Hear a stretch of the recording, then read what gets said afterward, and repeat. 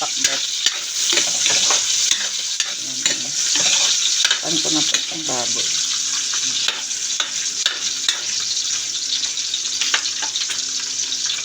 Isip na lang muna natin.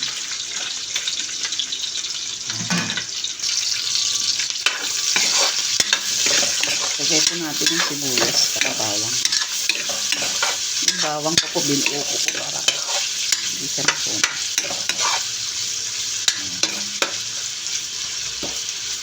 Tapos pag naluto na po yung sibuyas, pwede na natin lagay yung karne. Yung hindi po taba. Ayan, nilagay po natin yung karne.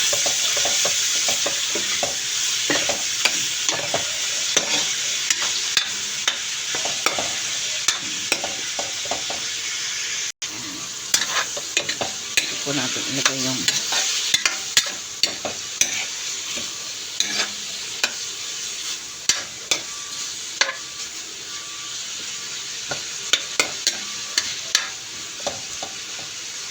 kamatis.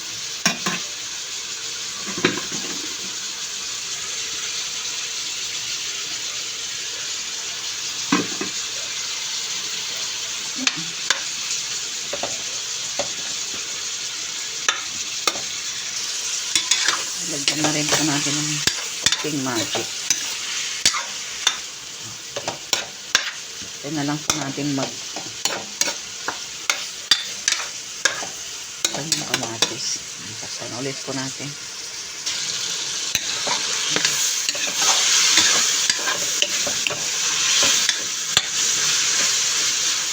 Lagyan na po natin yung bagoong isda. Bagoong isda, nilagyan ko na po ng tubig ko. Pag kulang po, sa inyo na po yan, dagdagan nyo, hindi. Ayan, tanggalin po natin yung tinik. Palambutin po natin yung karne.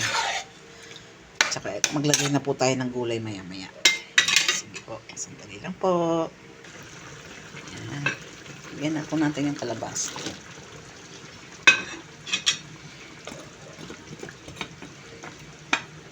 Kalabasa.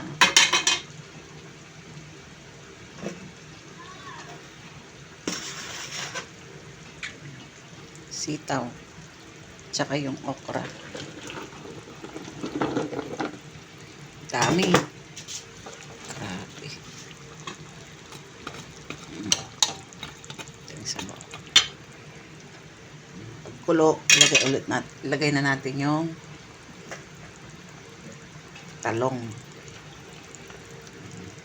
Kung kulang po yung tubig, pwede po natin magdagdag ng tubig. So, sandali lang po.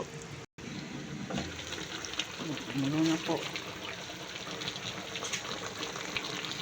Lagyan na po natin ng talong. Pwede nga lang hindi po tayo magdagdag ng tubig, kaya lang matutunaw. Ay, ano ba yun? Wala. Tutuyo. Talong tsaka ang palaya.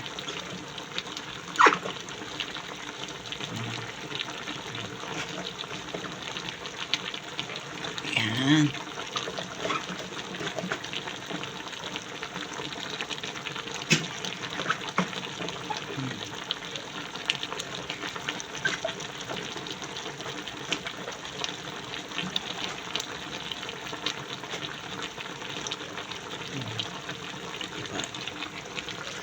Tapos dagdagan po natin ng magic para lalo magkalasa. Dagdagan natin ng konting tubig lang po para merong sabaw. Okay, saglit na lang po ito, kulo na, okay na po yan para hindi madulog ang gulay natin.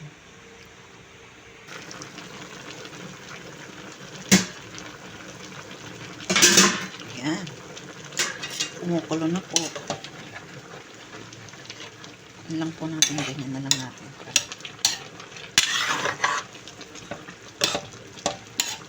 Yan po ito. Matutulog na po yung kalabasa natin.